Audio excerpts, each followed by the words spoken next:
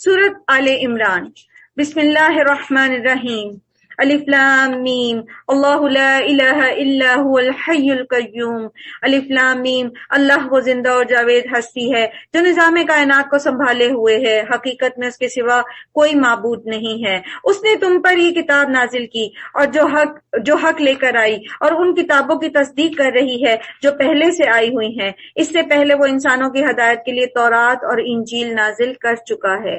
سورہ آل عمران کے بارے میں اللہ کے رسول صلی اللہ علیہ وآلہ وسلم نے فرمایا، دو روشن صورتیں سورۃ البقرہ اور سورۃ آل عمران سیکھو، یہ اپنے پڑھنے والوں پر دو بادلوں یا پرندوں کی دو ٹولیوں کی شکل میں قیامت کے دن سایہ کریں گی، اور یہ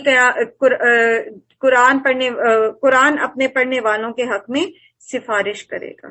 تو ان کو سیکھنا ہے، ٹھیک ہے۔ حضرت عمر رضی اللہ تعالیٰ عنہ نے سورہ بقرہ 10 سال میں سیکھی۔ جس دن انہوں نے سورہ بقرہ کی تعلیم پوری کی، اس دن ایک اونٹ قربان کیا۔ ان کے بیٹے عبداللہ بن عمر نے سورہ بقرہ 8 سال میں سیکھی اور ایک اونٹ قربان کیا۔ ہم چاہتے ہیں کہ بس 1-2 گھنٹے کے دورے قرآن میں ہم یہ سارا کچھ سیکھ جائیں۔ یہ بھی ایک اچھی خواہش ہے کہ ہم اس میں بھی جو سیکھیں اس پر عمل کر سکیں، لیکن یہ دونوں صورتیں اپنے اندر اتنے احکامات اور اتنی ڈیپتھ رکھتی ہیں کہ ان کو سیکھنے کے لیے زندگیاں چاہیے۔ اپنے آپ کو جب تک ہم قرآن کے لیے اپنی ڈیلی لائف میں سے کچھ حصہ وقف نہیں کرتے نا، ہم قرآن کو اس کا حق ادا نہیں کر سکتے۔ تو قرآن کس کے حق میں سفارش کرے گا؟ جس نے اس کا حق ادا کیا ہوگا۔ اللہ تعالیٰ ہمیں توفیق دے کہ دورہ قرآن بھی ہم اٹینڈ کریں، تو اس کے بعد پھر ہم اپنی ڈیلی لائف میں روز قرآن کے ساتھ ایک خاص وقت اسپینڈ کریں اور وقت لگائیں اس کے اوپر، تاکہ قیامت کے دن یہ ہمارے حق میں سفارش کرنے والا ہو۔ اور اس نے وہ فرقان اتاری ہے۔ اب جو لوگ اللہ کے فرامین کو قبول کرنے سے انکار کریں، ان کو یقیناً سخت سزا ملے گی۔ اللہ بے پناہ طاقت کا مالک ہے اور برائی کا بدلہ دینے والا ہے۔ اللہ تعالیٰ نے تو ہدایت کا انتظام کر دیا، ہر دور میں بھیجی ہدایت، لیکن اب یہ ہم پر ہے کہ ہم اس ہدایت کا انکار کرتے ہیں یا اس کو اختیار کرتے ہیں۔ اور یاد رکھیے، انکار صرف زبانی نہیں ہوتا، عملی انکار بھی ہوتا ہے۔ تو کہیں ہم عملی انکار کرنے والے نہ بن جائیں، بہت چکنے رہنے کی ضرورت ہے۔ ان اللہ لا یخفی علیہ شیء فی الارض ولا فی السماء، اللہ تو وہ ہے جس سے زمین اور آسمان کی کوئی چیز بھی مخفی نہیں ہے۔ وہ ہمارے دلوں کے اندر تک جھانک لیتا ہے، اندر چھپی ہوئی نیت کو بھی دیکھ لیتا ہے، وہ ہمارے دماغ میں چلنے والے خیالات کو بھی پڑھ لیتا ہے، وہ ہر چیز کو جانتا ہے۔ دوستی بھی اسی سے کرنی ہے نا، تاکہ کوئی دکھ تکلیف کوئی مصیبت آ بھی جاتی ہے تو ہمیں اگر نہیں بھی پتا کیا ہمارے لیے آگے مصیبت کھڑی ہوئی ہے، تو وہ ہمیں وہ حکمت دے دے کہ ہم اس سے بچ جائیں۔ وہ جانتا ہے، اس سے کچھ بھی چھپا ہوا نہیں ہے۔ اور اللہ وہ ہے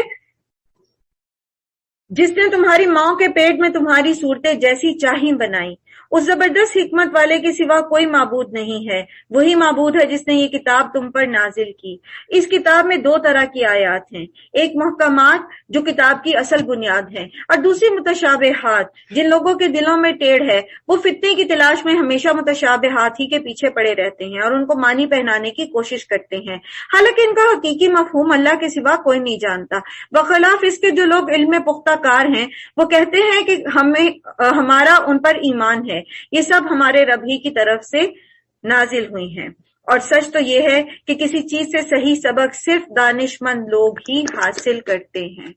یاد رکھیے کہ جو لوگ اللہ پر ایمان لاتے ہیں اور جو عروۃ الوثقی پکڑنا چاہتے ہیں نا، وہ جیسے ہی اللہ کا کوئی حکم آتا ہے نا، تو وہ اس کے اندر مین میخ نکالنے والے نہیں ہوتے، بلکہ وہ جیسے ہی حکم سامنے آیا تو سمعنا و اطعنا وسلمنا، بس۔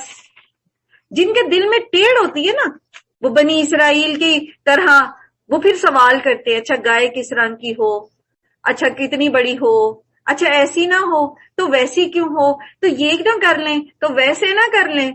یہ کس چیز کی نشانی ہوتی ہے؟ کہ ہم عمل کرنا نہیں چاہتے۔ اور قرآن کی جو متشابہ آیات ہیں ہمیں اس چیز کا مکلف نہیں کیا گیا کہ ہم ان کے پیچھے لگے. اور یہ کون سی متشابہ آیات کون سی ہوتی ہیں؟ جس میں بعض اللہ کی صفات بیان کی گئی ہیں، جیسے ید اللہ کا ذکر آتا ہے، پھر اسی طرح عرش کا ذکر آتا ہے. ہمیں نہیں پتا عرش کیا ہے، ہمیں نہیں پتا استواء علی عرش کیا ہے، تو ان میں بحث کرنا وہ کیسا ہے، وہ کیوں ہے، وہ کتنا ہے، تو یہ وہی کرتا ہے جو اس میں ٹیڑھ نکالنا چاہتا ہے. ہمارا کام یہ ہے کہ جو حکم سامنے آ گیا، جو محکم آیت سامنے آ گئی، بس اس کے اوپر عمل کر لیں.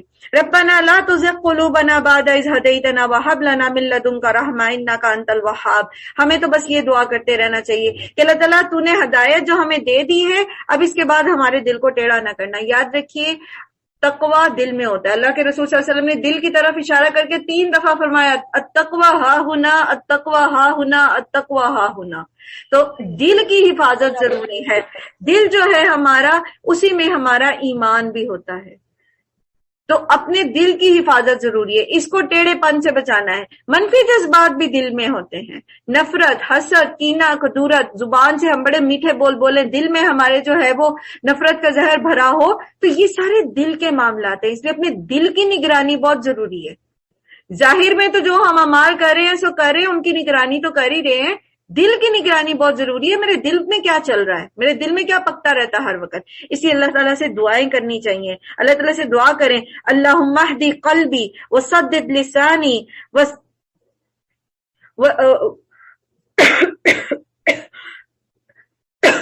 واسدد سخیمۃ قلبی. اے اللہ میرے دل کو ہدایت دے، میری زبان کو روک دے، اور میرے دل کو سختی سے بچا لے. پھر اسی طرح اللہ سے دعا کرتے ہیں ہم ہر روز نماز، فجر کی نماز کی سنتوں کے بعد اللہم اجعل فی قلبی نورا، دعائے نور جو ہے.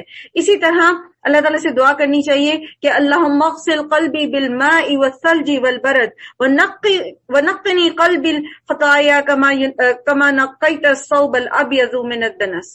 کہ اللہ تعالیٰ آپ میرے دل کو جو ہے وہ پانی اور برف اور اولوں سے صاف کر دیں، اور میرے دل کو، میری دل کی جو خطائیں ہیں، میرے دل کی جو غلطیاں ہیں، جو دل میں کاٹ کباٹ جمع ہوا ہے، اس کو ایسے دھو ڈالیں جیسے سفید کپڑے کو دھو کر داغ دھبے دور کر دیے جاتے ہیں. تو اپنے دل کی مضبوطی کے لیے جو ہے وہ دعا کرنی چاہیے. یا مقلب القلوب ثبت قلبی علی دینک. اپنے دل کی نگرانی بہت ضروری ہے. پھر یہ جو اولو الالباب ہوتے ہیں یہ اللہ سے دعا کرتے ہیں کہ ربنا انکا جامع الناس لیوم لا ریب فیہ ان اللہ لا یخلف المیعاد. کہ اے پروردگار بے شک تو ایک روز لوگوں کو جمع کرنے والا ہے جس کے آنے میں کوئی شبہ نہیں، تو ہرگز اپنے وعدے سے ٹلنے والا نہیں ہے. بے شک وہ لوگ جنہوں نے کفر کا رویہ اختیار کیا ہے، انہیں اللہ کے مقابلے میں نہ ان کا مال کچھ کام دے گا نہ اولاد. وہ دوزخ کا ایندھن بن کر رہیں گے. ان کا انجام ویسا ہی ہوگا جیسا فرعون کے ساتھیوں اور ان سے پہلے کے نافرمانوں کا ہو چکا ہے کہ انہوں نے آیات الہی کو جھٹلایا. نتیجہ یہ ہوا کہ اللہ نے ان کے گناہوں پر انہیں پکڑ لیا، اور حق یہ ہے کہ اللہ سخت سزا دینے والا ہے.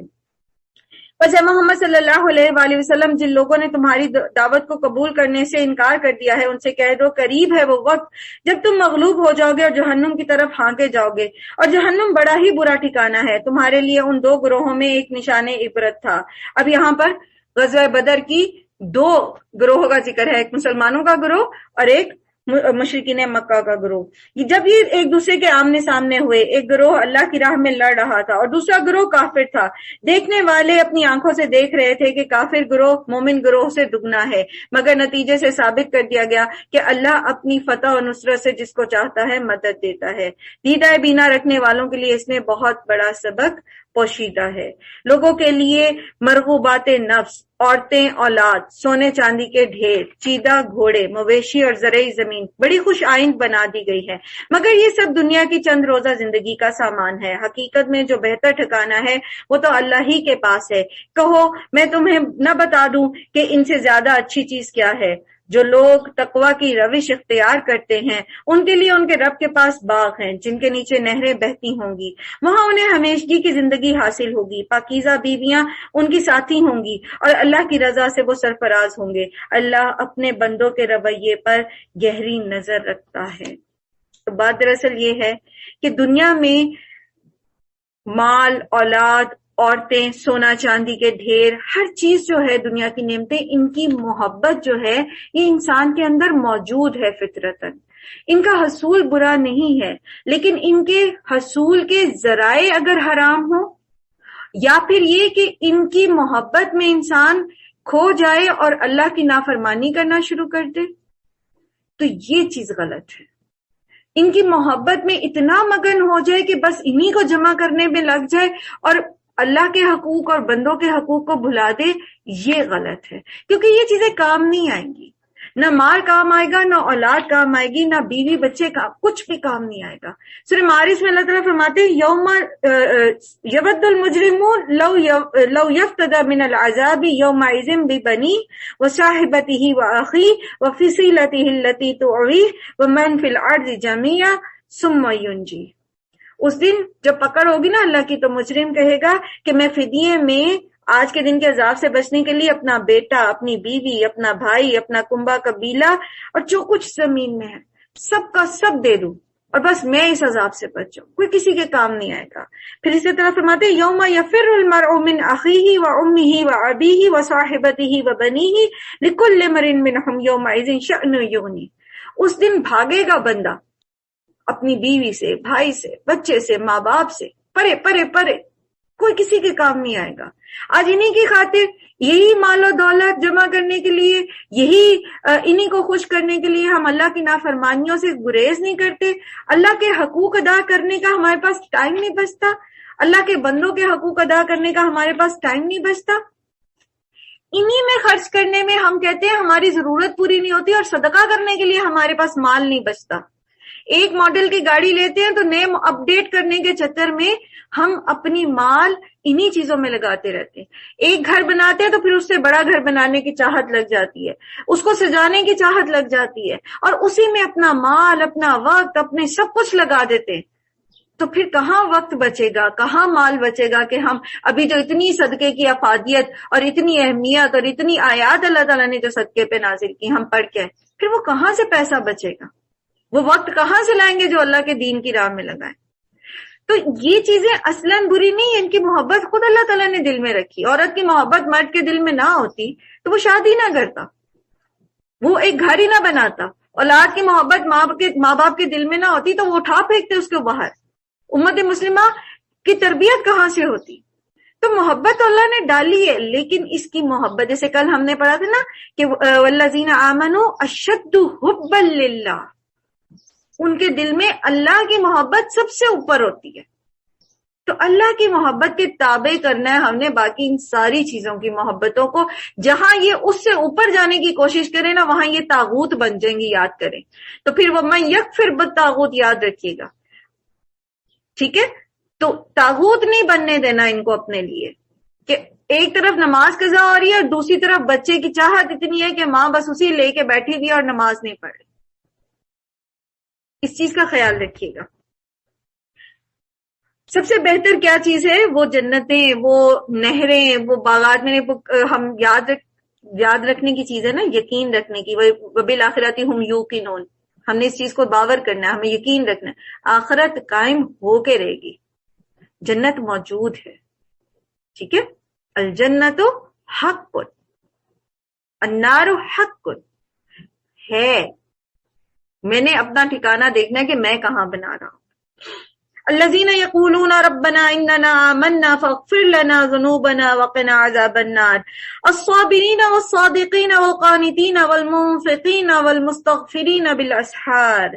یہ لوگ کون ہوں گے جو ان جنتوں میں جائیں گے؟ یہ وہ لوگ ہیں جو کہتے ہیں کہ اے ہمارے رب، ہم ایمان لائے، ہماری خطاؤں سے درگزر فرما، ہمیں دوزخ کی آگ سے بچا لے. یہ لوگ صبر کرنے والے ہیں، یہ لوگ سچے ہیں، یہ اللہ کے فرما بردار ہیں، یہ لوگ خرچ کرنے والے ہوتے ہیں، رات کی آخری گھڑیوں میں اللہ سے مغفرت کی دعائیں مانگا کرتے ہیں. سحری آ رہی ہے، جنہیں ابھی تک تہجد کی موقع نہیں ملا یا وہ اٹھ نہیں پاتے تو لازماً سحری میں تو اٹھیں گے نا. استغفار کریں. آپ کے ساتھ استغفار کا ایک چارٹ شیئر کیا گیا تھا جس میں جو مسنون استغفار کے کلمات ہیں وہ سارے اس کے اندر لکھے ہوئے ہیں. ان کو کہیں لکھ لیں، موبائل پر بھروسہ نہ کریں. آپ روٹی پکا رہے ہوں گے، سحری بنا رہے ہوں گے تو کہاں موبائل کو ساتھ ساتھ چلائیں گے؟ لکھ کے کچن کی دیوار میں لگا لیں جہاں آپ روٹی پکائیں گے، اور ساتھ ساتھ وہ پڑھتے رہیں. وہ استغفار کے کلمات پڑھتے ہیں، اور ترجمہ بھی ذہن میں ہو تو پھر کیا ہی بات ہے، پھر خود بخود آنسو بھی نکل آتے ہیں بندے۔ تو یہ کام کر لیجئے، روزوں رمضان آنے سے پہلے کر لیجئے، کیونکہ یہ ان لوگوں کی صفات میں سے ہیں جو جنتوں میں جانے والے ہیں۔ اللہ نے خود شہادت دی ہے کہ اس کے سوا کوئی معبود نہیں، اور یہی شہادت فرشتوں اور اہل علم نے بھی دی ہے، وہ انصاف پر قائم ہے۔ اس زبردست حکیم کے سوا فی الواقع کوئی معبود نہیں ہے۔ اللہ کے نزدیک دین صرف اسلام ہے۔ اس دین سے ہٹ کر جو مختلف طریقے اس نے اختیار کیے ہیں، جنہیں کتاب دی گئی تھی، ان کے اس طرز عمل کی کوئی وجہ اس کے سوا نہ تھی کہ انہوں نے علم آ جانے کے بعد آپس میں ایک دوسرے پر زیادتی کرنے کے لیے ایسا کیا۔ اب آپ دیکھ لیجئے کہ پیچھے اللہ سبحانہ تعالیٰ نے اولو العلم کا ذکر فرشتوں اور رب کی گواہی کے ساتھ کیا ہے۔ تو سب سے پہلے تو ہمیں علم کی اہمیت کا پتہ چلتا ہے، ٹھیک ہے، علم حاصل کرنا کتنا ضروری ہے۔ تو اگر علم آ جائے تو اس کے بعد پھر اس علم کی حفاظت کرنا بھی ضروری ہے، اس کی عمل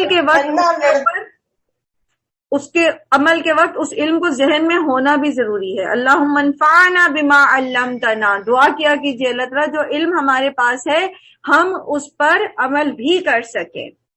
تو ان اہل کتاب نے علم آ جانے کے بعد ایک دوسرے پر زیادتی کرنے کے لیے اس میں اختلافات گھڑ لیے۔ یہودیوں نے عیسائیوں کی بات، حضرت عیسیٰ کی بات نہیں مانی۔ کیوں نہیں مانی؟ یہ اختلاف کیوں کیا؟ کیونکہ وہ چاہتے تھے کہ وہ خود بڑے بن کے بیٹھے، جو دنیاوی فائدے وہ کما رہے ہیں وہ کماتے رہیں، اور جو کوئی اللہ کے احکام اور ہدایات کے آپس میں انکار کر دے اللہ کو اس سے حساب لیتے کچھ دیر نہیں لگتی۔ اب اگر یہ لوگ آپ سے جھگڑا کریں تو ان سے کہو میں نے اور میرے پیروکاروں نے تو اللہ کے آگے سر تسلیم خم کر دیا۔ پھر اہل کتاب اور غیر اہل کتاب اور اہل کتاب دونوں سے پوچھو کیا تم بھی اللہ کی اطاعت اور بندگی قبول کرتے ہو؟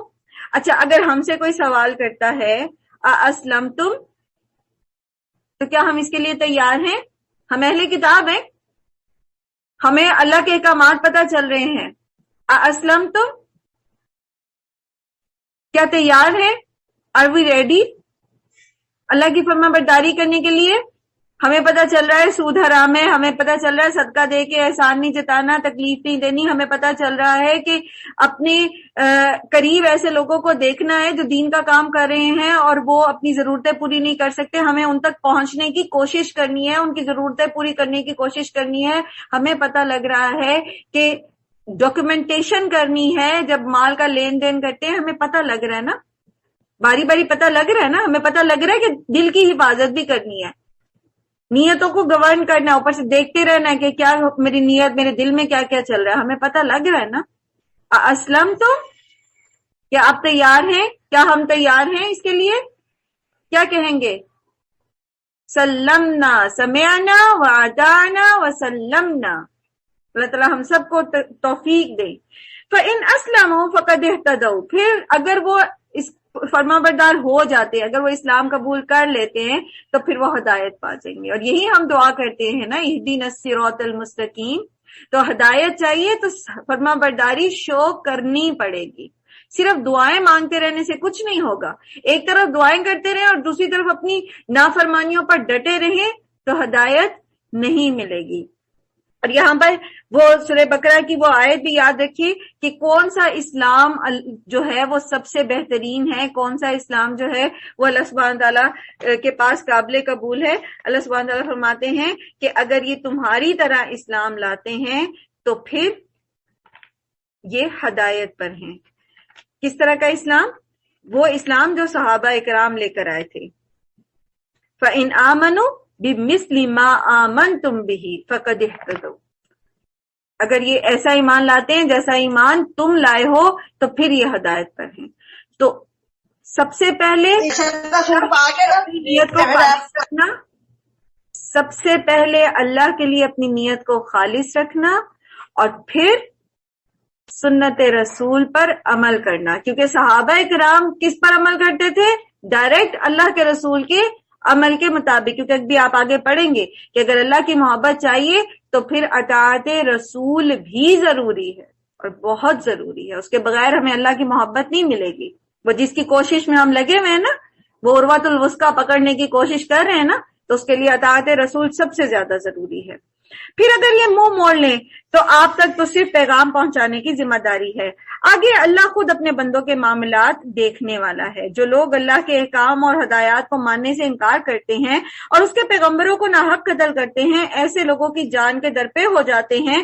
جو خلق خدا میں سے عدل اور سچائی کا حکم دینے کے لیے اٹھتے ہیں، ان کے لیے دردناک سزا کی خبر سنا دو۔ یہ وہ لوگ ہیں جن کے اعمال دنیا اور آخرت دونوں میں ضائع ہو گئے اور ان کا مددگار کوئی نہیں ہے۔ تم نے دیکھا نہیں جن لوگوں کو کتاب کے علم میں سے کچھ حصہ ملا ان کا حال کیا ہے؟ انہیں جب کتاب کی طرف بلایا جاتا ہے تاکہ ان کے درمیان فیصلہ کیا جائے تو ان میں سے ایک فریق اس سے پہلو تہی کرتا ہے اور اس فیصلے کی طرف آنے سے منہ پھیر جاتا ہے۔ ان کا یہ طرز عمل اس وجہ سے ہے کہ وہ کہتے ہیں کہ جہنم کی آگ تو ہمیں نہیں چھوئے گی مگر یہ کہ چند روز تک۔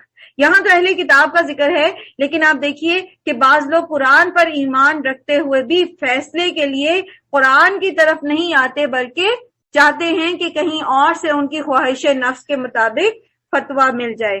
تو ایسے لوگ جو یہ اہل کتاب کا ذکر ہے کہ وہ کہتے ہیں اس دین کو چھوڑ کر، اسلام کو چھوڑ کر وہ دوسری طرف پلٹ جاتے ہیں، تو اس کی بنیادی وجہ یہ ہے کہ ان کا آخرت پر جو ایمان ہے وہ درست نہیں ہے۔ تو یاد رکھیے کہ نہ صرف یہ کہ آخرت پر ایمان ضروری ہے، وَبِالْآخِرَةِ هُمْ يُوقِنُونَ کے اندر آخرت کے سارے مدارج آ جاتے ہیں، موت سے لے کر برزخ کی زندگی سے لے کر حشر کا میدان، پل صراط، میزان کا قائم ہونا اور اس سارے کے مطابق جو ہے اس پر جو عمل ہے اس کے اوپر یقین ہونا ضروری ہے۔ ٹھیک ہے، صرف یہ کہ قیامت آئے گی وہ تو ہم میں سے ہر کوئی کہتا ہے، لیکن وہ قیامت کس طرح کی ہوگی اور اس کے اندر کس طرح کا میزان ہوگا، کس طرح سے وہ ناپ تول ہوگی اعمال کی، اعمال ناموں کی اور ساری چیزوں کی، اور کس طرح سزا اور جزا ملے گی، اس سارے کے اوپر یقین رکھنا۔ اب یہاں پر یہ جو ساری بے ایمانیاں یہودی کرتے تھے اور تورات میں تحریف کرتے تھے اور سارا انہوں نے جو اپنے دین کو کھلواڑ بنا رکھا تھا، اس کی بنیادی وجہ یہ تھی کہ ان کا عقیدہ آخرت خراب تھا۔ یہ کہتے تھے لن تمسنا النار الا ایاما معدودات، تو جس کا عقیدہ آخرت یہ ہو کہ بس ہم تو بالآخر جنت میں پہنچ ہی جائیں گے، اول تو جہنم میں پھینکے نہیں جائیں گے، اگر پھینکے بھی گئے تو تھوڑی سی دیر کے لیے پھینکے جائیں گے۔ تو یاد رکھیے جو تھوڑی سی دیر ہے نا، جو ایام معدودات ہے، جیسے پہلے پارے میں بھی میں نے عرض کی تھی کہ اللہ تعالیٰ فرماتے ہیں قرآن کریم میں 2 جگہ آتا ہے کہ دنوں کی گنتی تمہارے نزدیک جو ہے اس کے مطابق اللہ کے پاس ایک دن 1000 دنوں کے برابر ہے، اور ایک جگہ آتا ہے 1000 سال کے برابر، اور ایک جگہ آتا ہے 50,000 سال کے برابر۔ تو ایام معدودات میں ایک دن اگر اللہ تعالیٰ نے سینکشن کر دی سزا، صرف ایک دن جہنم میں پھینک دو، 50,000 سال۔ استغفر اللہ، اللہ تعالیٰ ہم سب کو اپنی پناہ میں رکھیں۔ تو عقیدہ آخرت درست ہونا بہت ضروری ہے۔ اللہ تعالیٰ فرماتے ہیں ان کے ان خود ساختہ عقیدوں نے ان کو ان کے دین کے معاملے میں بہت بڑی غلط فہمی میں ڈال رکھا ہے، مگر کیا بنے گا ان پر جب ہم انہیں اس روز جمع کریں گے جس کا آنا یقینی ہے۔ اس روز ہر شخص کو اس کی کمائی کا بدلہ پورا پورا دے دیا جائے گا اور کسی پر ظلم نہیں کیا جائے گا۔ کہو ہمارے رب مالک الملک، تو جسے چاہے حکومت دے اور جس سے چاہے چھین لے، جسے چاہے عزت بخشے، جسے چاہے ذلیل کر دے، بھلائی تیرے اختیار میں ہے۔ قل اللہم مالک الملک تؤتی الملک من تشاء وتنزع الملک ممن تشاء وتعز من تشاء وتذل من تشاء بیدک الخیر انک علی کل شیء قدیر۔ اگر ہمیں یقین ہوتا ہے نا یہ کہ اصل اختیار تو اللہ کا ہے، اصل اقتدار تو اللہ کا ہے، عزت اور ذلت تو اللہ کے ہاتھ میں ہے، رزق کی تقسیم تو اللہ کے ہاتھ میں ہے، تو ہم نہ کبھی جابر کے سامنے جھکیں گے، نہ ہم طاغوت کے آگے سر جھکائیں گے، نہ ہم دوسروں کے پاس جو کچھ ہے اس پر حسد کریں گے۔ ہمارا معاملہ اللہ کے ساتھ سیدھا رہے گا۔ سب کچھ تو اللہ کے ہاتھ میں ہے، اس کی فرما برداری کریں گے، وہ ہمارے ساتھ بہترین معاملہ کرے گا۔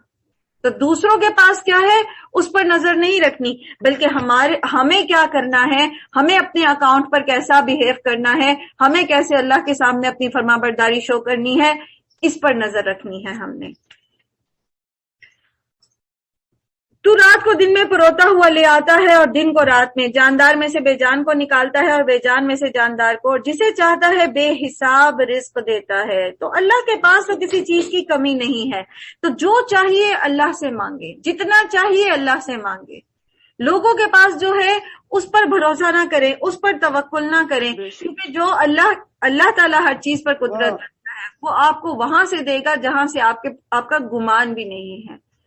اسی لیے میں پہلے بھی عرض کیا نا کہ اس سہارے کو پکڑیں، اس سہارے کے اوپر فوکس کریں جو اختیار والا ہے۔ جن کے پاس اختیار ہی نہیں ہے ان کی طرف کیا دیکھنا۔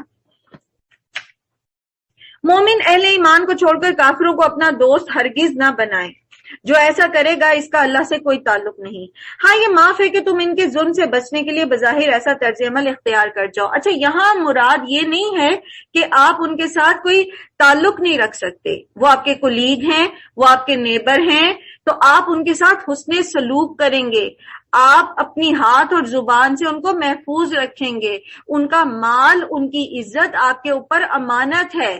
یہاں بات ہو رہی ہے اس دوستی اور اس تعلق داری کی جہاں آپ کا دین خسارے میں پڑ جائے، ایسی دوستی نہیں رکھنی، ٹھیک ہے؟ ان کو خلیل نہیں بنانا، ان کے ساتھ ان کی دین کا حصہ نہیں بننا آپ نے۔ عام طور پر ایسا ہوتا ہے، یہ ویسے تو ایک کلی معاملہ ہے کہ جو مسلم گورنمنٹس ہیں وہ نان مسلم ممالک کے ساتھ معاہدے کر کے مسلم ممالک کو نقصان نہ پہنچائیں، اور استغفر اللہ ہم ایسا کرتے ہیں، اسی لیے تو ہمارے ساتھ ایسا حالات ہمارے ہوئے میں جو امت مسلمہ پہ وبال آئے۔ بہرحال یہ موقع نہیں ہے اس کو ڈسکس کرنے کا۔ تو بات یہ ہے کہ دوستی ان سے ایسی نہیں کرنی کہ آپ ان کے ساتھ ان کی دوستی کو نبھانے کے چکر میں اپنے دین کو خراب کر لیں۔ مثال کے طور پر آپ کی کوئی ہندو سہیلی ہے، جو لوگ ایسی کمیونٹی میں رہتے ہیں جہاں دیگر مذاہب کے لوگ بھی رہتے ہیں، تو وہ آپ کو کہتی ہے چلے جی دیوالی میں آپ میرے ساتھ شریک ہو، تو آپ وہ نہیں کریں گے، آپ اس کی رسپیکٹ کریں گے، آپ اس کا خیال رکھیں گے، لیکن اس کی مذہبی رسومات میں شامل نہیں ہوں گے۔ اس میں سے وہ جو آپ کو کھانے پینے کے لیے دے گی، کرسمس کا کیک دے گی، یہ وہ نہیں آپ کریں گے، وہ نہیں کر سکتے۔ ہاں رسپیکٹ کریں گے، خیال رکھیں گے، عیادت کریں گے، تیمارداری کریں گے، غم میں دکھ سکھ میں شامل ہوں گے، لیکن جو وہ اگر حرام کھا رہے ہیں تو آپ ان کی دوستی نبھانے کے چکر میں وہ اپنی آپ کو ان کی گڈ بکس میں رکھنے میں وہ نہیں کریں گے، ٹھیک ہے؟ تو یہ عام تعلق جو نان مسلم کے ساتھ ہے اس کو میں نے آپ کو بتا دیا۔ یہاں بالخصوص تعلق جو پہلے میں نے بتایا گورنمنٹ لیول میں ایسا نہیں ہے کہ مسلمانوں کو نقصان پہنچایا جائے اور نان مسلمز کو فائدہ پہنچایا جائے، مگر اللہ تمہیں اپنے آپ سے ڈراتا ہے، تمہیں اسی کی طرف پلٹ کر جانا ہے۔ یہاں پر آپ غور کیجئے، وَيُحَذِّرُكُمُ اللَّهُ نَفْسَهُ، ہم اللہ تعالیٰ کی غفور الرحیم کی صفت پر تو فوکس رکھتے ہیں، لیکن آپ دیکھیے کہ بے شک وہ غفور الرحیم ہے، بے شک وہ غفور الرحیم ہے، لیکن وہ خود کہہ رہا ہے وَيُحَذِّرُكُمُ اللَّهُ نَفْسَهُ، اللہ تعالیٰ تمہیں اپنے نفس سے، اپنے آپ سے ڈرا رہا ہے، اس کی پکڑ سے ڈرنا چاہیے۔ اس کے غفور الرحیم کی صفت میں اتنے نہ کھو جائیں کہ دھڑلے سے اس کی نافرمانیاں کرنا شروع کریں اور اس کی سزا کے سزاوار بن جائیں۔ اے نبی صلی اللہ علیہ وآلہ وسلم، لوگوں کو خبردار کر دو کہ تمہارے دلوں میں جو کچھ ہے اسے خواہ تم چھپاؤ یا ظاہر کرو، اللہ بہرحال اسے جانتا ہے۔ زمین اور آسمان کی کوئی چیز اس کے علم سے باہر نہیں ہے، اور اس کا اقتدار ہر چیز پر حاوی ہے۔ وہ دن آنے والا ہے جب ہر نفس اپنے کیے کا پھل حاضر پائے گا، خواہ اس نے بھلائی کی ہو یا برائی۔ اس روز آدمی یہ تمنا کرے گا کاش ابھی یہ دن اس سے بہت دور ہوتا۔ اللہ تمہیں اپنے آپ سے ڈراتا ہے اور وہ اپنے بندوں کا نہایت خیر خواہ ہے۔ جس چیز سے اللہ تعالی ہمیں منع کرتا ہے، ہمیں روکتا ہے، وہ اصل میں ہمارے ہی فائدے کی ہے۔ وہ اگر ہمیں اس اپنی پکڑ سے ڈرا رہا ہے نا تو اس میں بھی ہمارا ہی فائدہ ہے۔ اللہ کے رسول صلی اللہ علیہ وآلہ وسلم نے فرمایا کہ 3 کام پکے پکڑ لو، پکے، تو تمہارے لیے جنت کا راستہ جو ہے آسان ہو جائے گا۔ یہ مفہوم ہے امانت کی ادائیگی، اور یہ امانت کا مفہوم بہت وسیع ہے، ہم بہت دفعہ اس کو ڈسکس کر چکے ہیں کہ یہ صرف مادی چیزیں نہیں ہوتی، بیسیکلی ہماری ڈیوٹیز، ہمارے کال قرار، ہمارے مشورے، ہر چیز اس کے اندر آتی ہے۔ امانت کو ادا کرو، امانت کا خیال رکھو، سچی بات کرو، اور پھر یہ کہ اچھا پڑوسی بنو، کیونکہ برا پڑوسی جو ہے وہ اپنی نیکیوں کو ایسے ضائع کر دیتا ہے جیسے سورج برف کو مٹا دیتا ہے، تو اس طرح وہ اپنی نیکیوں کو ضائع کر دیتا ہے۔ تو اگر ہم جنت میں جانا چاہتے ہیں تو چھوٹی سے چھوٹی نیکی کی بھی حفاظت کریں، کیونکہ چھوٹا سا چھوٹا عمل بھی جو ہے وہ ہمارے سامنے جو ہے وہ اللہ سبحانہ تعالیٰ اس دن رکھ دیں گے۔ فَمَن يَعْمَلْ مِثْقَالَ ذَرَّةٍ خَيْرًا يَرَهُ وَمَن يَعْمَلْ مِثْقَالَ ذَرَّةٍ شَرًّا يَرَهُ، ذرہ برابر۔ اور ذرہ پتہ کیا ہوتی ہے؟ ذرہ پتہ کیا ہوتا ہے؟ بھوری چونٹی کا انڈا۔ عربی زبان میں جو بھوری چونٹی ہوتی ہے نا، بہت چھوٹی سی، سم ٹائم ہمیں نظر بھی نہیں آتی جب تھوڑی سی نظر کمزور ہو جاتی، اس کے انڈے کو اب آپ خود دیکھ لیجئے کتنا کو ہوگا، اتنا بھی عمل ہمارا جو ہوگا، چاہے وہ نیکی ہو چاہے وہ برائی ہو، وہ میزان میں رکھا جائے گا۔ یہی عقیدہ آخرت کی درستی ہے کہ ہم اس چیز کو ذہن میں رکھیں کہ اس لیول پر جا کے حساب کتاب ہونا ہے۔ اے نبی صلی اللہ علیہ وآلہ وسلم، آپ لوگوں سے کہہ دیجئے اگر حقیقت میں تم اللہ سے محبت رکھتے ہو تو میری پیروی اختیار کرو، اللہ تم سے محبت کرے گا اور تمہاری خطاؤں سے درگزر فرمائے گا، وہ بڑا معاف کرنے والا اور رحیم ہے۔ ان سے کہو کہ اللہ اور رسول کی اطاعت قبول کر لو، پھر اگر وہ تمہاری یہ دعوت قبول نہ کریں تو یقیناً یہ ممکن نہیں ہے کہ اللہ ایسے لوگوں سے محبت کرے جو اس کی اور اس کے رسول کی اطاعت کا انکار کرتے ہوں۔ تو ہم میں سے تو ہر کوئی یہ چاہتا ہے کہ اللہ ہم سے محبت کرے، یا اس کا یہ دعویٰ ہے کہ وہ اللہ سے محبت کرتا ہے۔ تو اس کا کرائٹیریا یہ ہے جاننے کا کہ ہم دیکھ لیں کہ ہم اپنے رسول صلی اللہ علیہ وآلہ وسلم کی سنتوں کا کتنا اہتمام کرتے ہیں، ہم اپنے رسول صلی اللہ علیہ وآلہ وسلم کی کتنی اطاعت کرتے ہیں۔ اور جیسے کل بھی میں نے عرض کیا کہ اطاعت رسول، سنت رسول صرف کھانے پینے کی سنتیں نہیں ہیں، صرف کپڑے لباس کی سنتیں نہیں ہیں، آپ صلی اللہ علیہ وآلہ وسلم کا ایک ایک اسوہ جو ہے، ایک ایک طریقہ جو ہے، اس کو فالو کرنا ہے۔ تو جب بھی ہم کسی سنت کو سنیں تو فوراً اپنے دل کو ٹٹولیں کہ یہ جو نئی سنت ہمیں پتہ چلی ہے، اس کو پورا کرنے میں ہمارے دل کی کیفیت کیا ہو رہی ہے، فرما برداری کی کیفیت آ رہی ہے یا بیزاری کی کیفیت آ رہی ہے، اور ہم نے اس کے اوپر اس کو پورا کرنے کی کتنی کوشش کی ہے۔ پھر اس آئینے میں دیکھیں کہ ہمیں اللہ سے کتنی محبت ہے، یا ہم اللہ کی محبت کے حقدار ہیں یا نہیں ہے۔ یاد رکھیے اللہ کی محبت بہت قیمتی ہے، اور یہ ایسے دل میں نہیں آ سکتی جس میں نفرت، کدورت، حسد، جہالت، شرک جیسے کاٹ کباڑ پڑے۔ ایک مثال میں دیا کرتی ہوں بچوں کو سمجھانے کے لیے، آپ کے لیے بھی شاید اچھی سمجھ آ جائے۔ ایک پیالہ جہاں گندا پانی پڑا ہوا ہے، آپ اس کے اندر دودھ ڈال سکتے؟ نہیں ڈالیں گے۔ چھوٹا سا بچہ بھی کہتا ہے کہ وہ ضائع ہو جائے گا، اس کا فائدہ کو نہیں۔ اس میں دودھ ڈالنے کے لیے پہلے گندا پانی گرانا پڑے گا، اس کو دھونا پڑے گا، پھر اس کے اندر دودھ ڈالیں گے تو پھر اس دودھ کو ہم استعمال کر سکیں گے۔ تو اگر ہمارا دل کا پیالہ جو ہے اس کے اندر نفرت ہے، کینہ ہے، کدورت ہے، حسد ہے، شرک ہے، منافقت ہے، تو اس میں جتنا مرضی آپ قرآن ڈالتے جائیں آپ کو وہ فائدہ نہیں دے گا جب تک ہم اس پیالے کو، دل کے اس برتن کو دھو دھلا کے صاف نہیں کر دیتے۔ لوگوں کے ساتھ عفو درگزر کا معاملہ کرنا شروع کریں، دوسروں کے مال اور اولاد اور ترقیوں سے جیلس نہ ہوں۔ جب تک ہم اپنے اندر سے شرک اور منافقت کو نکال نہیں دیتے، اس پیالے کو دھو نہیں لیتے، تب تک اس میں اللہ کی محبت نہیں آ سکتی، تب تک اس کے اندر قرآن کی تعلیمات اور قرآن کا فہم جو ہے وہ آ کے ہمیں فائدہ نہیں دے سکتا۔ تو یہ کام کر گزرے۔ اس رمضان میں ہم سب اپنا یہ ٹارگٹ رکھیں کہ ہم اپنے دلوں کو دھو ڈالیں گے۔ اللہ سے دعا ہے کہ اللہ تعالی ہمیں ہماری ان دعاؤں میں ان خواہشات پر پورا بھی اتارے۔ ان اللہ اصطفیٰ آدم و نوحا وآل ابراہیم وآل عمران علی العالمین، اللہ نے آدم اور نوح اور آل ابراہیم اور آل عمران کو تمام دنیا والوں پر ترجیح دے کر اپنی رسالت کے لیے منتخب کیا تھا۔ یہ ایک سلسلے کے لوگ تھے جو ایک دوسرے کی نسل سے پیدا ہوئے۔ اللہ سب کچھ سنتا اور جانتا ہے۔ یاد رکھیے کہ اللہ تعالی سنتا اور جانتا ہے، اور اللہ تعالیٰ اپنے بعض بندوں کو بعض پر فوقیت دیتا ہے تو اور بعض کو اپنے دین کے کاموں کے لیے چن لیتا ہے، تو ایسا کیوں ہوتا ہے؟ اس کی کیا وجہ ہے؟ اللہ کس سے اپنے دین کا کام لے لیتا ہے؟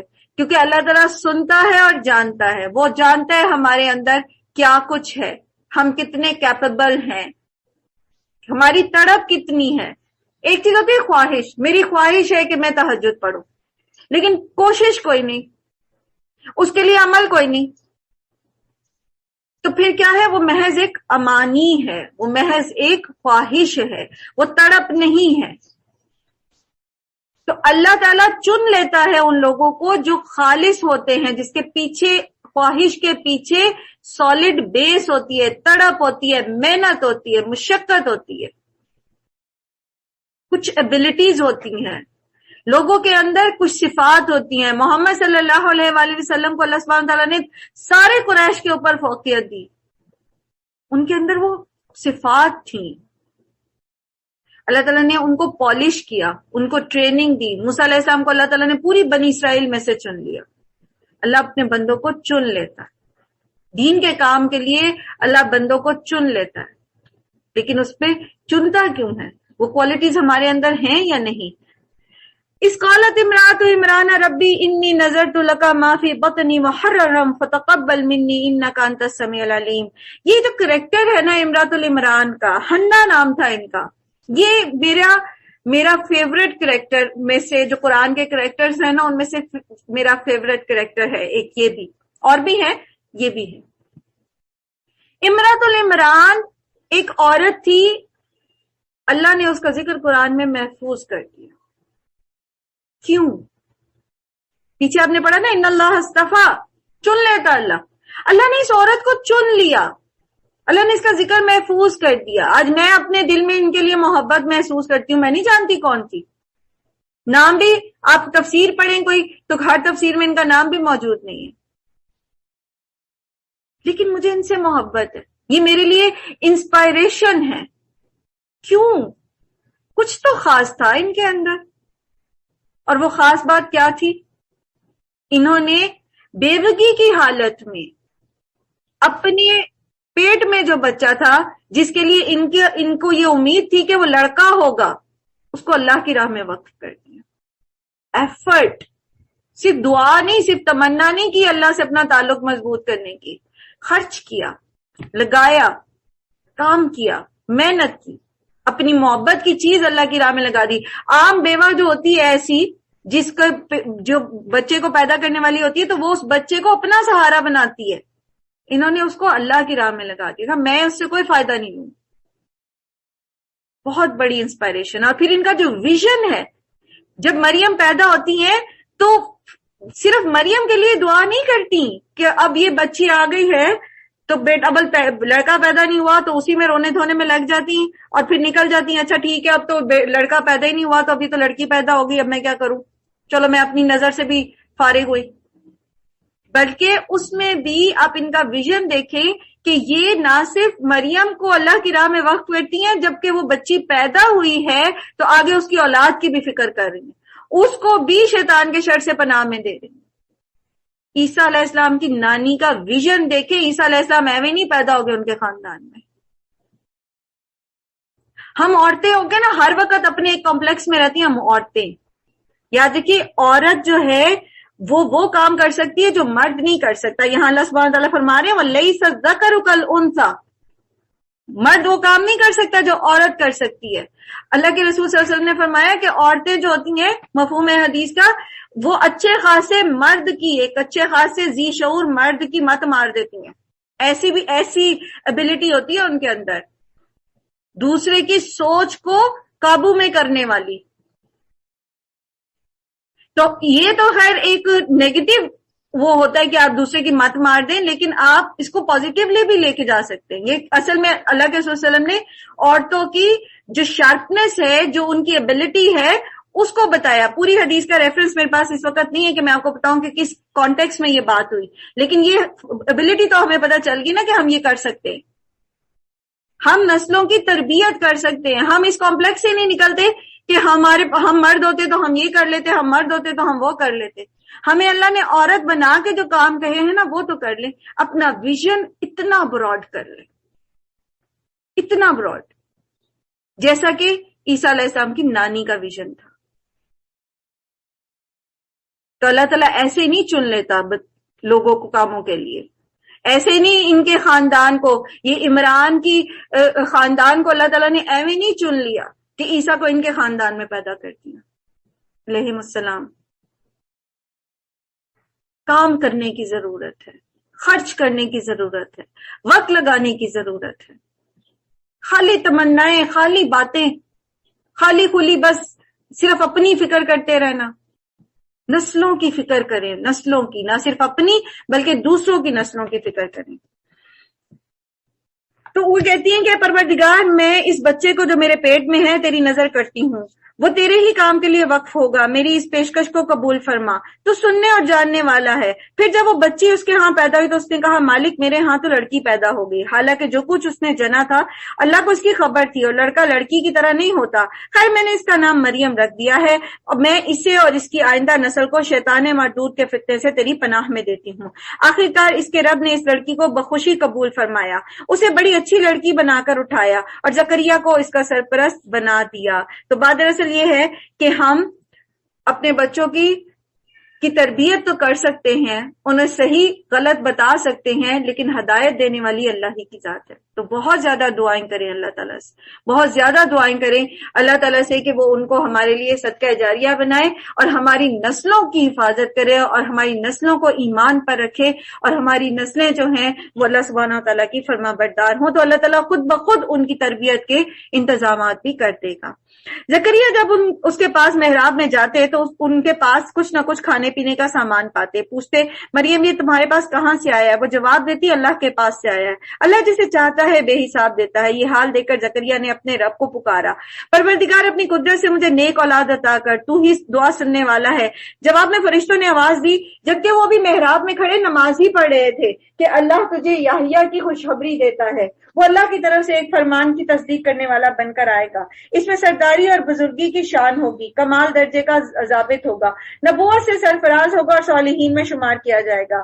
اب آپ دیکھیے کہ زکریا علیہ السلام کہتے ہیں کہ پروردگار بھلا میرے ہاں لڑکا کیسے ہو سکتا ہے، میں تو بہت بوڑھا ہو چکا ہوں اور میری بیوی بانجھ ہے. جواب ملا یہ ایسا ہی ہوگا، اللہ جو چاہتا ہے کرتا ہے.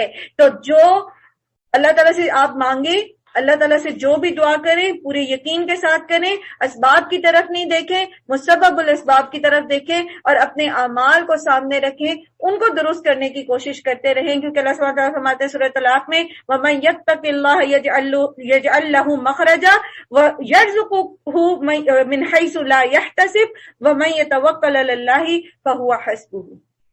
اللہ پر بھروسہ رکھیں، اللہ کا تقوی دل میں رکھیں، تو اللہ تعالیٰ وہاں سے دے گا جہاں سے ہمیں امید بھی نہیں ہے.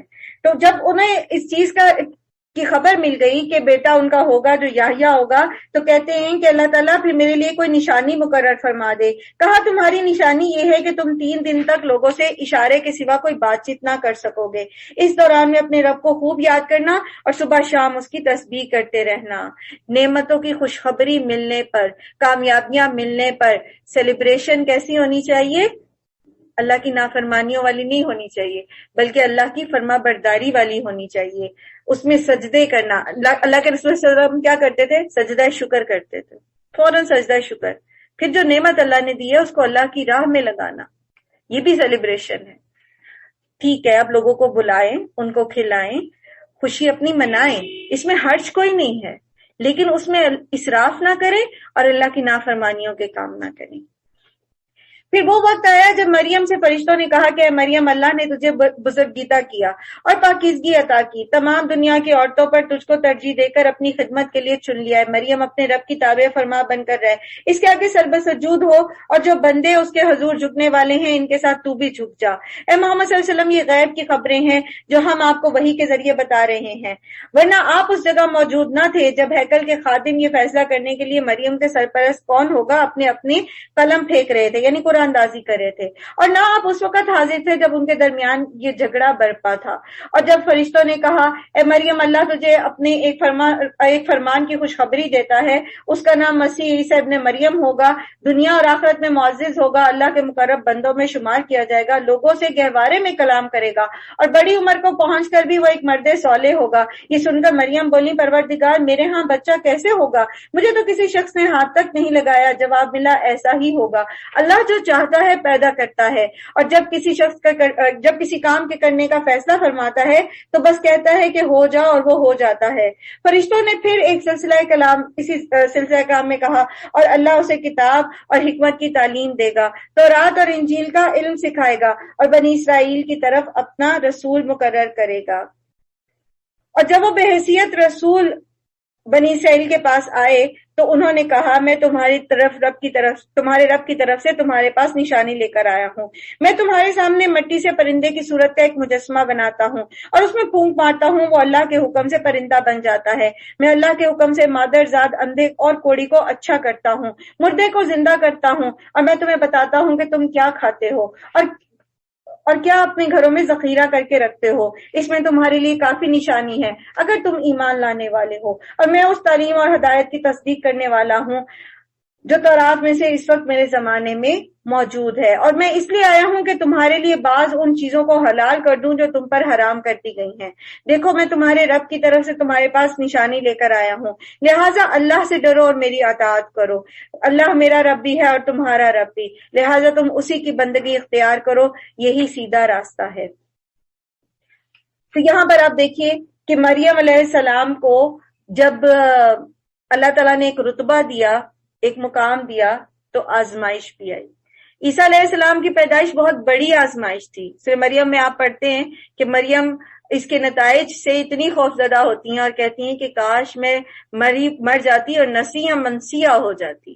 بہت بڑی آزمائش تھی، بغیر باپ کے بچے کو لے کر قوم میں واپس جانا، جبکہ وہاں پر بہت بڑا مرتبہ تھا مریم علیہ السلام کا، بہت عبادت گزار تھی یہ۔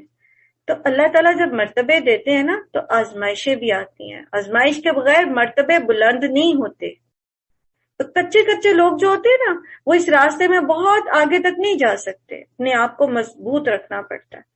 اللہ تعالیٰ سے اس چیز کی دعا کرنی چاہیے کہ اللہ تعالیٰ ہم پر وہ آزمائش نہ ڈالے جس کی ہمارے اندر طاقت نہیں ہے، لیکن جب اللہ تعالیٰ کسی آزمائش میں ڈال دے تو پھر اس میں پورا اترنے کی کوشش کرنی چاہیے، اللہ سے توفیق مانگنی چاہیے، اور اس چیز سے ڈرنا نہیں چاہیے، تبھی بڑے مرتبے ملتے ہیں۔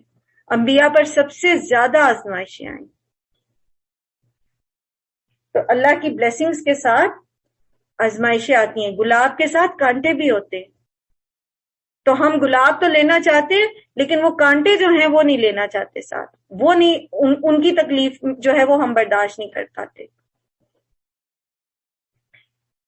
اور پھر یہ کہ حضرت عیسیٰ کی جو رسالت ہے وہ بنی اسرائیل کے لیے تھی، جب دوبارہ آئیں گے وہ دنیا میں تو پھر نبی صلی اللہ علیہ وآلہ وسلم کی رسالت پر ایمان لائیں گے۔ آپ صلی اللہ علیہ وآلہ وسلم اللہ کے آخری نبی ہیں، عیسیٰ علیہ السلام دوبارہ آئیں گے تو وہ اسلام جو نبی صلی اللہ علیہ وسلم کی شریعت ہے اس کو فالو کریں گے، دوبارہ نبی کی حیثیت سے نہیں بلکہ محمد صلی اللہ علیہ وسلم کے امتی کی حیثیت سے آئیں گے۔ جب عیسیٰ نے محسوس کیا کہ بنی اسرائیل کفر اور انکار پر آمادہ ہیں تو اس نے کہا کہ کون اللہ کی راہ میں میرا مددگار ہوتا ہے؟ حواریوں نے جواب دیا ہم اللہ کے مددگار ہیں، ہم اللہ پر ایمان لائے، گواہ رہو ہم مسلم ہیں، مالک جو فرمان تو نے نازل کیا ہم نے اسے مان لیا اور رسول کی پیروی کی، ہمارا نام گواہی دینے والوں میں لکھ لینا۔ یہاں اشارہ ہے صحابہ اکرام کی طرف۔ پھر بنی اسرائیل عیسیٰ علیہ السلام کے خلاف خفیہ تدبیریں کرنے لگے، جواب میں اللہ نے بھی اپنی خفیہ تدبیر کی اور ایسی تدبیروں میں اللہ سب سے بڑھ کر ہے۔ وہ اللہ کی خفیہ تدبیر ہی تھی جب اس نے کہا کہ عیسیٰ میں تجھے واپس لے لوں گا اور تجھ کو اپنی طرف اٹھا لوں گا، اور جنہوں نے تیرا انکار کیا ان سے یعنی ان کی معیت اور ان کے گندے ماحول میں ان کے ساتھ رہنے سے تجھے پاک کر دوں گا، اور تیری پیروی کرنے والوں کو قیامت تک ان لوگوں پر بالادست رکھوں گا جنہوں نے تیرا انکار کیا۔ پھر تم سب کو آخر میری پاس آنا ہے، اس وقت میں ان باتوں کا فیصلہ کر دوں گا جن میں تمہارے درمیان اختلاف ہوا ہے۔ جن لوگوں نے کفر اور انکار کی روش اختیار کی ہے انہیں دنیا اور آخرت دونوں میں سخت سزا دوں گا، اور وہ کوئی مددگار نہ پائیں گے، اور جنہوں نے ایمان اور نیک عملی کا رویہ اختیار کیا ہے انہیں ان کے اجر پورے پورے دے دیے جائیں گے۔ خوب جان لو کہ ظالموں سے اللہ ہرگز محبت نہیں کرتا۔ اچھا، عام زبان میں ظلم کیا ہے؟ اپنے لیے کچھ عام زبان میں ظلم کی جو ڈیفینیشن ہے وہ یہ ہے کہ چیز کو اس کا حق نہ دینا، کسی کو اس کے حق سے محروم کر دینا، ٹھیک ہے؟ تو اپنے لیے تو کچھ اور پسند کرنا اور اپنے ہی جیسے کے لیے کچھ اور پسند کرنا، یعنی اپنے لیے تو عزت اور احترام پسند کرنا، خود تو یہ چاہنا کہ ہمیں عزت ملے، ہمیں احترام ملے، اور دوسروں کو عزت اور احترام نہ دینا، یہ بھی ظلم ہے، کیونکہ جیسا حق آپ کا ہے ویسا ہی حق دوسرے کا بھی ہے۔ تو ظلم سے اللہ تعالیٰ جو ہے وہ ظالموں سے محبت نہیں کرتا، اور ہم یہ چاہتے ہیں کہ اللہ تعالیٰ ہم سے محبت کرے، تو پھر ہمیں اس ظلم سے بچنا چاہیے۔ جیسا ہم اپنے لیے پسند کرتے ہیں ویسا ہی ہم دوسروں کے لیے بھی پسند کریں۔ یہ آیت اور حکمت سے لبریز تذکرے ہیں جو ہم آپ کو سنا رہے ہیں۔ اللہ کے نزدیک عیسیٰ کی مثال آدم کی سی ہے۔ اللہ نے انہیں مٹی سے پیدا کیا اور حکم دیا کہ ہو جا، اور وہ ہو گیا۔ اور یہ حقیقت ہے کہ جب تمہارے رب کی طرف سے بتائی جا رہی ہے، اور تم ان لوگوں میں شامل نہ ہونا جو اس میں شک کرتے ہیں۔ یہ علم آ جانے کے بعد اب جو کوئی اس معاملے میں تم سے جھگڑا کرے تو اے محمد صلی اللہ علیہ وآلہ وسلم ان سے کہیے کہ آؤ ہم اور خود بھی آ جائیں اور اپنے بال بچوں کو بھی لے آئیں، اور اللہ سے دعا کریں کہ جو جھوٹا ہو اور اس پر اللہ کی لعنت ہو۔ وفد نجران جو عیسائیوں کا وفد تھا، اس کو مباہلے کی طرف دعوت دی جا رہی ہے، اس طرف یہاں پر اشارہ ہے۔ سورہ بقرہ میں یہودیوں کو خطاب تھا زیادہ، اور سورہ آل عمران میں زیادہ خطاب عیسائیوں کی طرف ہے، ٹھیک ہے؟ تو یہاں پر انہیں یہ دعوت دی جا رہی ہے وفد نجران کو، جنہوں نے سب کچھ جان لینے اور سمجھ لینے کے باوجود نبی صلی اللہ علیہ وآلہ وسلم پر ایمان نہیں لایا تھا۔ یہ بالکل صحیح واقعات ہے، اور حقیقت یہ ہے کہ اللہ کے سوا کوئی معبود نہیں ہے، اور وہ اللہ ہی کی ہستی ہے جس کی طاقت سب سے بالا، اور جس کی حکومت نظام جس کی حکمت عالم نظام میں کار فرما ہے۔ بس اگر یہ لوگ اس شرط پر مقابلے میں آنے سے منہ موڑے تو ان کا مفسد ہونا صاف کھل جائے گا، اور اللہ تو فاسدوں کے حال سے واقف ہی ہے۔ آپ کہیے اہل کتاب آؤ ایک ایسی بات کی طرف جو ہمارے اور تمہارے درمیان یکساں ہے، اور وہ یہ ہے کہ اللہ کے سوا ہم کسی کی بندگی نہ کریں، اس کے ساتھ کسی کو شریک نہ ٹھہرائیں، اور ہم میں سے کوئی اللہ کے سوا کسی کو اپنا رب نہ مانے۔ کیوں؟ کیونکہ انہوں نے اپنے راہبوں کو اپنا رب بنا رکھا تھا، اپنے علماء کو اپنا رب بنا رکھا تھا۔ اس دعوت کو قبول کرنے سے اگر وہ منہ موڑے تو صاف کہہ دو کہ گواہ رہو ہم تو صرف اللہ ہی کی بندگی اور اطاعت کرنے والے ہیں۔ اے اہل کتاب، تم ابراہیم کے بارے میں ہم سے کیوں جھگڑتے ہو؟ تورات اور انجیل تو ابراہیم کے بعد ہی نازل ہوئی، پھر کیا تم اتنی بات بھی نہیں سمجھتے؟ تم لوگ جن چیزوں کا علم رکھتے ہو ان میں تو خوب بحثیں کر چکے، اب ان معاملات میں کیوں بحث کرتے ہو جن کا تمہارے پاس علم نہیں ہے؟ اللہ جانتا ہے اور تم نہیں جانتے۔ یعنی جو کچھ کتاب میں تورات میں لکھا تھا جو یہ تحریفیں کرتے تھے اس کو بیس بنا کے تو جھگڑتے تھے، لیکن ابراہیم علیہ السلام کے بارے میں جس کا علم ہی ان کے پاس نہیں ہے، وہ تو تورات اور انجیل سے پہلے دنیا میں آئے تھے، تو ان کے بارے میں پھر تمہارے پاس معلومات تو ہے نہیں، اس میں کیوں تم جھگڑا کرتے ہو کہ ابراہیم جو تھے وہ عیسائی تھے یا ابراہیم جو تھے وہ یہودی تھے؟ ابراہیم نہ یہودی تھا نہ عیسائی، بلکہ وہ تو یکسو مسلم تھا، اور وہ ہرگز مشرکوں میں سے نہ تھا۔ ابراہیم سے نسبت رکھنے کے سب سے زیادہ حق اگر کسی کو پہنچتا ہے تو وہ ان لوگوں کو پہنچتا ہے جنہوں نے اس کی پیروی کی، اور اب یہ نبی اور اس کے ماننے والے اس نسبت کے زیادہ حقدار ہیں۔ اللہ صرف انہی کا حامی و مددگار ہے جو ایمان رکھتے ہیں۔ اے ایمان والو، اہل کتاب میں سے ایک گروہ یہ چاہتا ہے کہ کسی طرح تمہیں راہ راست سے بھٹکا دے، حالانکہ در حقیقت وہ اپنے سوا کسی کو گمراہی میں نہیں ڈال رہے، مگر انہیں اس کا شعور نہیں ہے۔ اے اہل کتاب، کیوں اللہ کی آیات کا انکار کرتے ہو حالانکہ خود تم اس کا مشاہدہ کر رہے ہو؟ اے اہل کتاب، کیوں حق کو باطل کا رنگ چڑھا کر مشتبہ بناتے ہو؟ کیوں جانتے بوجھتے حق کو چھپاتے ہو؟ اہل کتاب میں سے ایک گروہ کہتا ہے کہ اس نبی کے ماننے والوں پر جو کچھ نازل ہوا ہے اس پر صبح ایمان لاؤ اور شام کو اس سے انکار کر دو، شاید اس طرح لوگ اپنے ایمان سے پھر جائیں۔ نیز یہ لوگ آپس میں کہتے ہیں کہ اپنے مذہب والے کے سوا کسی کی بات نہ مانو۔ اے نبی، ان سے کہہ دو کہ اصل میں ہدایت تو اللہ ہی کی ہدایت ہے۔ ہر فرقہ یہی تعلیم دیتا ہے کہ تم تب ہدایت پہ ہوگے جب تم ہمارے فرقے کے پیچھے چلو گے۔ تو فارمولہ کیا ہے یہ جاننے کا کہ کون صحیح کہہ رہا ہے اور کون غلط، اور وہ کیا ہے؟ اللہ کی کتاب اور اللہ کے نبی کا طریقہ، جو اس کو فالو کرتا ہے تو وہی ہدایت کا راستہ ہے۔ یہ کسی ایک فرقے کے ساتھ اپنے آپ کو ٹیگ کر لینا ہدایت نہیں ہے، بلکہ ہدایت کیا ہے؟ جو اللہ اور اس کے رسول نے ہمیں بتا دیا، اور یہ اسی کی دین ہے جس کسی کو وہ کچھ دے دیا جائے جو کچھ تم کو دیا گیا تھا، یا یہ کہ دوسروں کو تمہارے رب کی حضور پیش کرنے کے لیے تمہارے خلاف اسے قوی حجت مل جائے۔ اصل میں یہ بیچ میں ایک جملہ معترضہ ہے، یہ کہ اے نبی ان سے کہہ دو اصل میں ہدایت تو اللہ کی ہدایت ہے، یہ جملہ معترضہ ہے۔ اور بیچ یعنی جملہ معترضہ وہ جملہ ہوتا ہے جو ایک سلسلہ کلام کے بیچ میں اللہ تعالیٰ شامل کرتے ہیں، تو پورا سلسلہ کلام ان کے اہل کتاب کے علماء کا ہے، بیچ میں اللہ تعالیٰ ان کو روک کے بتا رہے ہیں کہ اصل ہدایت وہ نہیں ہے جو تمہارا طریقہ ہے، اصل ہدایت وہ ہے جو اللہ نے دیا ہے۔ یہ کہتے تھے کہ صبح ایمان لاؤ، رات کو اس کا انکار کر دو، تاکہ لوگ جو ہے وہ اسلام سے متنفر ہو جائے، اور جو تمہارے پاس ہے، جو کتاب تمہیں دی گئی ہے، بس اسی کے اوپر جمے رہو، اور یہ اصل دین ہے۔ اور اگر تم اس پر ایمان لے آتے ہو جو محمد صلی اللہ علیہ وسلم لے کر آئے ہیں، تو پھر لوگوں کو تمہارے خلاف حجت مل جائے گی۔ ٹھیک ہے، یہ پیچھے بھی آپ پڑھ کے آئے ہیں کہ انہوں نے اپنے گروہ کو کہتے تھے، پہلے بارے میں آپ نے پڑھا کہ تم کیوں ان کو وہ باتیں بتاتے ہو جو تمہارے اوپر اللہ نے کھول دی ہیں، یہ اللہ کے پاس تمہارے خلاف حجت بنا لیں گے ان باتوں کو۔ اے نبی صلی اللہ علیہ وسلم ان سے کہو کہ فضل اور شرف اللہ کے اختیار میں ہے، جسے چاہے عطا فرمائے، وہ وسیع النظر ہے اور سب کچھ جانتا ہے، اپنی رحمت کے لیے جس کو چاہتا ہے مخصوص کر لیتا ہے، اور اس کا فضل بہت بڑا ہے۔ اہل کتاب میں سے کوئی تو ایسا ہے کہ اگر تم اس کے اعتماد پر مال و دولت کا ڈھیر بھی دے دو تو وہ تمہارا مال تمہیں ادا کر دے گا، اور کسی کا حال یہ ہے کہ اگر تم ایک دینار کے معاملے میں بھی اس پر بھروسہ کرو تو وہ ادا نہ کرے، الا یہ کہ تم اس کے سر پر ہی کھڑے ہو جاؤ۔ ان کی اس اخلاقی حالت کا سبب یہ ہے کہ وہ کہتے ہیں کہ امیوں یعنی غیر یہودی لوگوں کے معاملے میں ان پر کوئی مواخذہ نہیں ہے، اور یہ بات وہ محض جھوٹ گھڑ کر اللہ کی طرف منسوب کرتے ہیں، حالانکہ انہیں معلوم ہے کہ اللہ نے ایسی کوئی بات نازل نہیں کی۔ آخر کیوں ان سے باز پرسنا ہوگی؟ جو بھی اپنے عہد کو پورا کرے گا اور برائی سے بچ کر رہے گا وہ اللہ کا محبوب بنے گا، کیونکہ پرہیزگار لوگ اللہ کو پسند ہیں۔ رہے وہ لوگ جو اللہ کے عہد اور اپنی قسموں کو تھوڑی قیمت پر بیچ ڈالتے ہیں تو ان کے لیے آخرت میں کوئی حصہ نہیں ہے۔ اللہ قیامت کے روز ان سے بات تک نہ کرے گا، نہ ان کی طرف دیکھے گا، نہ ہی انہیں پاک کرے گا، بلکہ ان کے لیے تو سخت دردناک سزا ہے۔ ان میں سے کچھ لوگ ایسے ہیں جو کتاب پڑھتے ہوئے اس طرح زبان کا الٹ پھیر کرتے ہیں کہ تم یہ سمجھو کہ جو کچھ وہ پڑھ رہے ہیں وہ کتاب ہی کی عبارت ہے، حالانکہ وہ کتاب کی عبارت نہیں ہوتی۔ وہ کہتے ہیں کہ جو کچھ ہم پڑھ رہے ہیں یہ اللہ کی طرف سے ہے، حالانکہ وہ اللہ کی طرف سے نہیں ہوتا۔ وہ جان بوجھ کر جھوٹ بات اللہ کی طرف منسوب کر دیتے ہیں۔ کسی انسان کا یہ کام نہیں ہے کہ اللہ تو اس کو کتاب اور حکمت اور نبوت عطا کرے اور وہ لوگوں سے یہ کہے کہ اللہ کی بجائے تم میرے بندے بن جاؤ۔ وہ تو یہی کہے گا کہ سچے ربانی بنو۔ ربانی کا دوسرا نام کیا ہوتا ہے؟ اللہ والا، متقی۔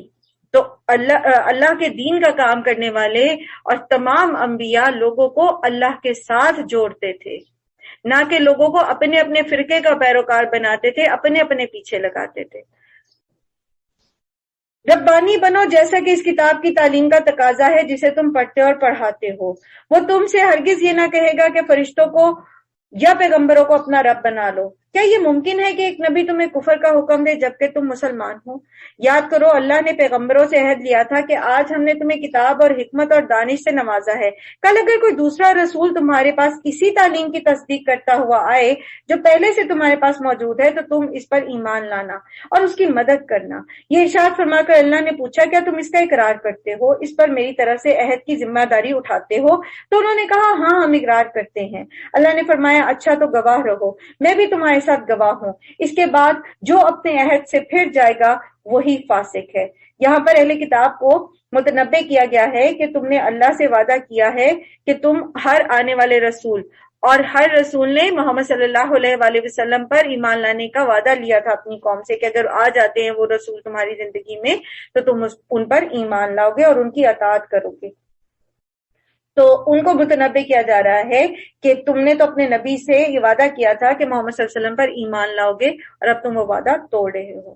اب کیا یہ لوگ اللہ کے اطاعت کا طریقہ چھوڑ کر کوئی اور طریقہ چاہتے ہیں؟ حالانکہ آسمان اور زمین کی ساری چیزیں چاروں ناچار اللہ ہی کی تابع فرما ہے اور اسی کی طرف سب کو پلٹنا ہے۔ اے نبی صلی اللہ علیہ وآلہ وسلم کہیے کہ ہم اللہ کو مانتے ہیں، اس تعلیم کو مانتے ہیں جو ہم پر نازل کی گئی، ان تعلیمات کو بھی مانتے ہیں جو ابراہیم، اسماعیل، اسحاق، یعقوب اور اولاد یعقوب علیہ السلام پر نازل ہوئی، ان ہدایت پر بھی ایمان رکھتے ہیں جو موسیٰ اور عیسیٰ اور دوسرے پیغمبروں کو ان کے رب کی طرف سے دی گئی علیہ السلام۔ ہم ان کے درمیان فرق نہیں کرتے، ہم صرف اللہ کے تابع فرمان ہیں۔ اس اسلام کے سوا جو شخص کوئی اور طریقہ اختیار کرنا چاہے اس کا وہ طریقہ ہرگز قبول نہ کیا جائے گا اور آخرت میں وہ ناکام اور نامراد رہے گا۔ کیسے ہو سکتا ہے کہ اللہ ان لوگوں کو ہدایت دے جنہوں نے ایمان کی نعمت پا لینے کے بعد پھر کفر اختیار کیا، حالانکہ وہ خود اس بات پر گواہی دے چکے ہیں کہ یہ رسول صلی اللہ علیہ وآلہ وسلم حق پر ہیں اور ان کے پاس روشن نشانیاں بھی آ چکی ہیں۔ اللہ ظالموں کو ہدایت نہیں دیتا۔ ان کے ظلم کا صحیح بدلہ یہی ہے کہ ان پر اللہ اور فرشتوں اور تمام انسانوں کی لعنت ہو۔ اسی حالت میں وہ ہمیشہ رہیں گے، نہ تو ان کی سزا میں کوئی کمی کی جائے گی اور نہ انہیں مہلت دی جائے گی، البتہ وہ لوگ بچ جائیں گے جو اس کے بعد توبہ کر کے اپنے اعمال کی اصلاح کر لیں۔ اللہ بخشنے والا اور رحم فرمانے والا ہے۔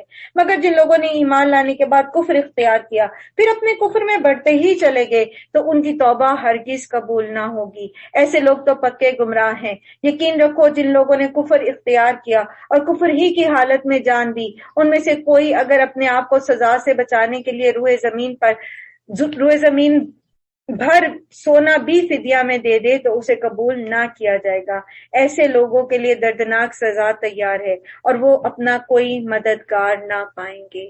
اس دنیا میں اللہ کی نافرمانی کرنا، اللہ کا انکار کرنا، رسول کے راستے کو اختیار نہ کرنا، اس کے پیچھے سب سے بڑی وجہ دنیا کی چاہت ہوتی ہے، دنیا کی طلب ہوتی ہے۔ سونا، چاندی، عورتیں، اولاد، خزانے۔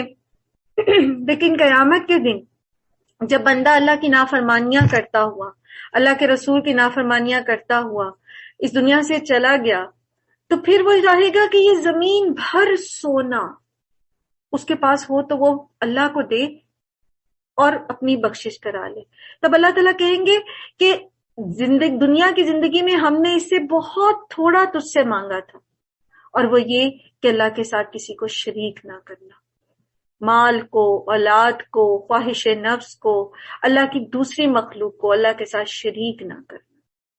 تو جب دنیا میں ہم نے اتنی تھوڑی سی بات نہ مانی، دنیا میں ہم اپنے مال کو سینت سینت کے رکھتے رہے، مال کی محبت کو اللہ کی محبت سے اوپر کر دیا، اولاد کی محبت کو اللہ کی محبت سے اوپر کر دیا،